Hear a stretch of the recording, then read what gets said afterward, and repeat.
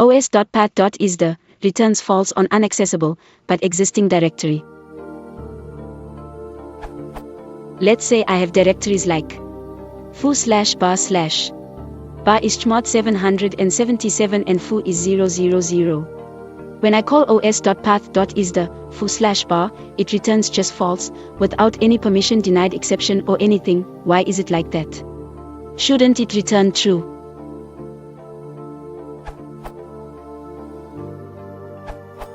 Os.Path.Isdir can return true or false, but cannot raise an exception. So if the directory cannot be accessed, because parent directory doesn't have traversing rights, it returns false. If you want an exception, try using os.stir or os.lister that are designed to raise exceptions.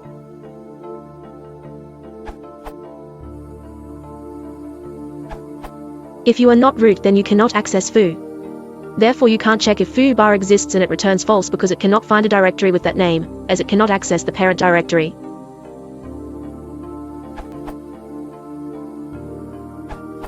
You could implement a try except block.